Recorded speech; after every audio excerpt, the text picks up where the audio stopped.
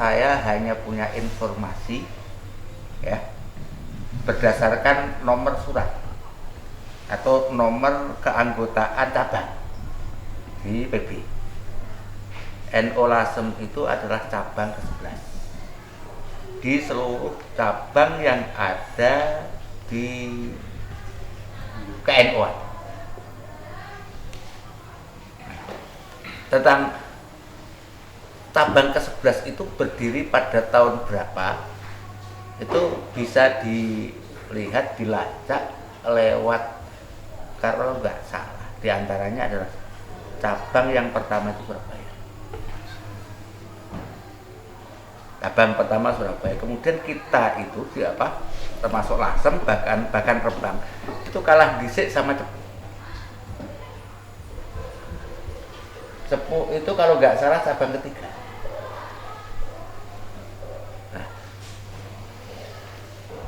untuk mengetahui keberadaan cabang itu cabang keberapa di katakanlah di PBNU itu dapat dilihat dari nomor surat yang pertama, misalnya 01, itu artinya cabang tersebut adalah cabang yang pertama didirikan. Kadang-kadang 03 berarti cabang itu adalah ketiga, misalnya 0100 berarti cabang itu nomor 1. Tentang cabang ke-11 itu tahun berapa, saya tidak bisa memberikan jawaban, bahkan bisa dikatakan nggak tahu tahun keberapa. Tapi nek rodok klaim-klaiman itu bisa jadi bahwa cabang ke-11 itu didirikan sebelum gampangnya kemerdekaan. Nek cara klaim-klaiman. Karena begini Mas. Jadi Mbah Maksum, Mbah Baydowi, kemudian Mbah Khalil itu adalah 3 serangkai Lasem yang ikut membidani berdirinya Nahdlatul Ulama. Tetapi kemudian ketika gambangannya Mbah Hasim itu bikin kepengurusan, Mbah Maksum, Mbah Baydowi, kemudian Mbah Khalil ini nggak masuk ke dalam urusan itu. Lasem hanya menyodorkan mungkin ya pada saat itu menyodorkan pengurus, tetapi tidak pada posisi pengurus sentral di NU sebagai awan. Yang dikirim itu bapaknya Pak Ishak, Kiai Maskuri. Mbah Maskuri itulah yang mungkin oleh Mbah Baydowi, mungkin oleh Mbah Maksum, ataupun oleh 3 serangkai ini untuk menjadi wakil Lasem, gampangannya ngunduh informasi di pusat kePB-an. Karena 3 orang ini kelihatannya terfokus untuk pendirian cabang-cabang. Nah, dulu itu Mbah Khalil Mbaipun Gus Khalil itu adalah seorang tokoh sing kaya, sugih, dermawan.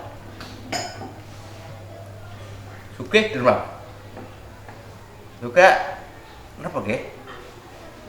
Koneksinya lumayan top. Tidak hanya lumayan top. Karena ketika Komite Hijaz, ada kan Komite Hijaz itu yang diputus oleh Nahdlatul Ulama adalah Mbah Khalil sama Kiai Wahab Hasbul. Hanya saja pada saat keberangkatan mereka ketinggalan, karena katanya ketinggalan kapal. Nah, kenapa Mbah Khalil dipilih? Karena Mbah Khalil ini adalah saudagar kitab Timur Tengah. Sehingga jaringan Timur Tengah itu kuat.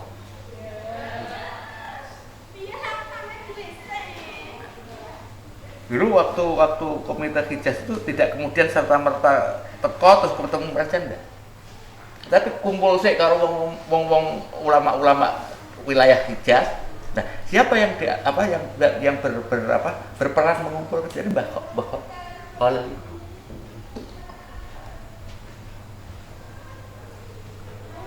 setelah gampangane ada kata sepakat dari ulama Hijaz itu, Mbah Wahab Hasbullah lah yang kemudian menghadap kepada pimpinan kerajaan Saudi untuk menyampaikan usulan agar kuburan Rasulullah ora diucapkan.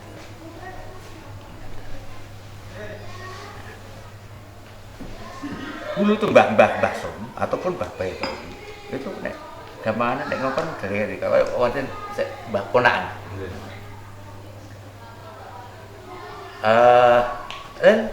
Iku tolong difasilitasi dibiayai pendirian cabang A.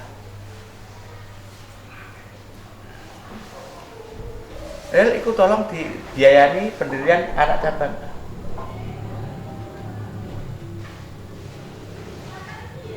Modelnya seperti itu. Nah kenapa Lasem ini kok ke-11 pada saat itu jadi zaman wong panjen istilahnya kenapa ya? Kiai itu dalam hal keformalan gak patut mikir. Seperti Mbah Maksum, Mbah Baitowi, kemudian Mbah Khalid, urusan formal gak mikir. Penting NU ini berdiri. Aku saka Lasem, aku gak mikir Lasem. Yang penting lebih melihat pada NU-nya sendiri. Dan persoalan yang dihadapi NU pada saat itu. Nah, awake dhewe wis iso daerahnya bebas sih. Beliau kepikiran seperti itu. Ini tentang sedikit yang saya ketahui dari informasi tentang cara Mbah Baitowi, cara Mbah Maksum, kemudian cara Mbah Khalid mensiarkan NU. Terus yang banyak tahu tentang istilah sejarah ke-NU-an di Lasem ini adalah Pak Habib Ridwan. Allah yakin. Nah, Pak Habib Ridwan itu merupakan kader yang gampangannya dibentuk oleh Pak Imran Hamzah, Allah yarham. Dulu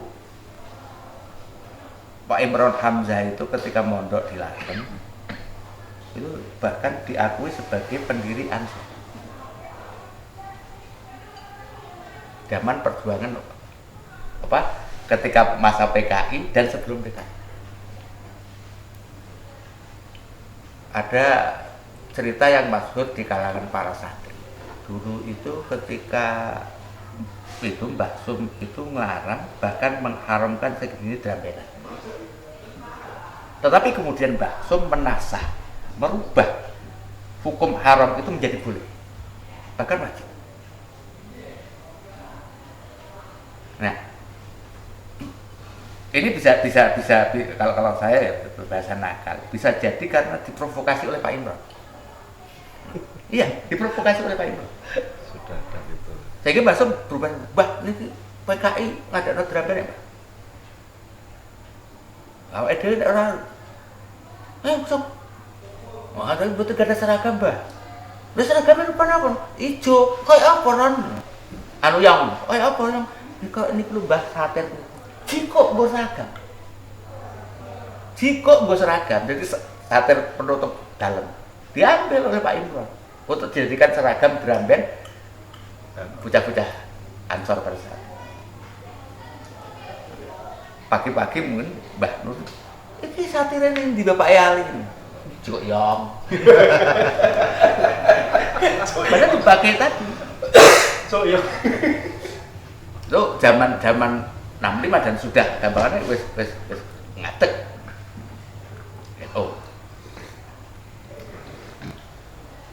Dan dulu tuh Mbah Sum itu makanya punya keistiqomahan silaturahmi. Mbah Sum itu kalau silaturahmi nggak sebentar. Di antara silaturahmi itu adalah dimanfaatkan oleh Mbah Sum untuk gampangane bikin anak cabang, bikin ranting terhadap NU. Bahkan dalam ungkapan apa yang sering disatir nanti saya ada di nek cara bahasane aja ngaku putu ora enak ras bahasane iki aja ngaku putu pun ora enak meneh ora enak itu banget.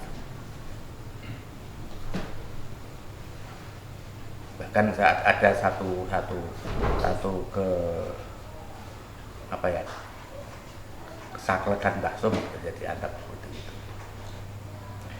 Dulu ketika ribut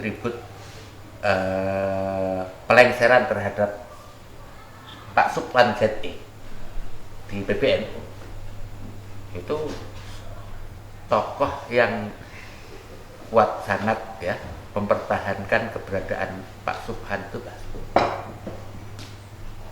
Ada saksi sejarah masih hidup tentang betapa Mbah Sum istilahnya sangat memegangi aturan. Jadi tim PBNU itu pada saat itu datang ke Mbah Sum depan. Kemudian intinya meminta untuk Mbah Sum ikut mendukung keputusan untuk melengsarkan Pak Subhan ZE dari PBNU. Tapi Mbah Sum bahasane lho sampean kabeh ya.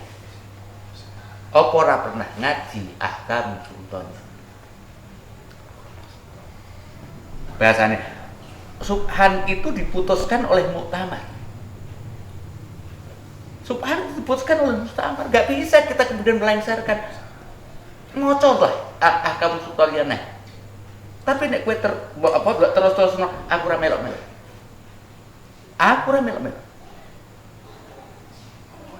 Itu yang menyaksikan ucapan itu dan tahu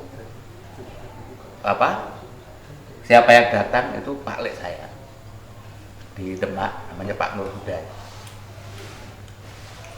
Tentang betapa Mbah Sum terhadap NU seperti itu.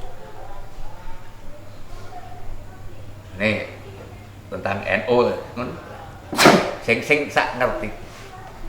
Oleh karenanya saya pernah meminta kepada anak ya Mansur, coba Sur, karena kita itu blank dengan sejarah NU Lasem atau ke-NU-an di sekitar wilayah Lasem, sampai takon dengan Pak Wan atau saksi-saksi sejarah yang pada waktu itu ikut terlibat. Sudah kelihatannya sudah ke Pak Wan dan banyak informasi yang didapat oleh Mansur dan Pak Wan. Kan saya lupa tanya. Kali takon piye hasilnya lah. Yang jelas bahwa tadi seperti saya katakan Pak Imron Hamzah itu ketika di Lasem mengkader 3 orang. Yang kemudian 3 orang ini menjadi tokoh sentral NU di Lasem. Satu adalah Pak Habib Bertuan, yang kedua adalah Pak Nur Khalis Allahu Yarham, yang ketiga adalah Pak Taib.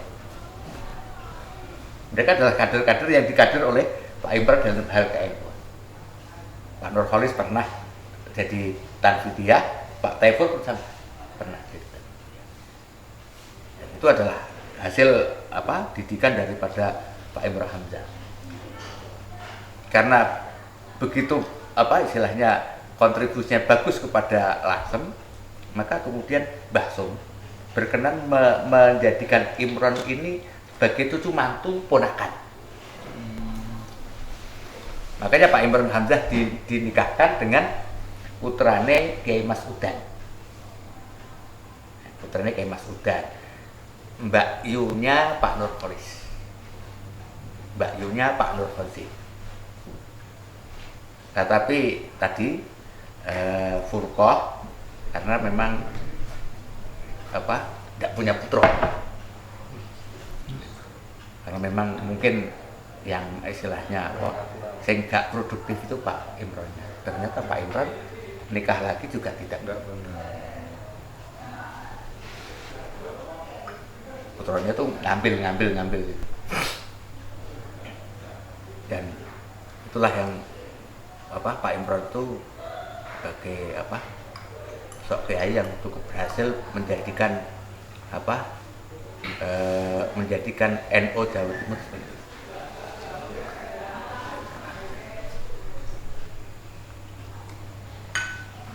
Tidak hanya pinter, juga jaduk misalnya. Biar kan jaduk. Kalau dulu Mbah Sum itu dalam hal yang jaduk-jaduk itu namanya Mbah Jalil. Yang digunakan. Dan tradisi Mbah Sum adalah tadi misalnya ada santri dimantrahkan di satu tempat, misalnya ada di satu desa, panggil di kepala desanya, aku njaluk ini, dan pesannya juga seperti itu, berjuang lewat NU. Ada santri yang disuruh oleh Mbah Maksum untuk jadi lurah, padahal dalam satu sih Mbah Maksum juga gak suka yang seperti formal, ngongkon santri malah jadi lurah, padahal dari putra kiai baik udah jadi lurah. Ayo nurut. Terus akhirnya Mbah Sum itu nyuruh saya jadi lurah ini maksudnya. Dan beliau bikin buka pesantren sing istilahnya santri niku desa-desa hanya cukup gampangannya iso tahlil, iso manakib, terus diwarai tani. Ternyata seperti itu. Itu Pak Imam Sahrawardi mana? Blitar.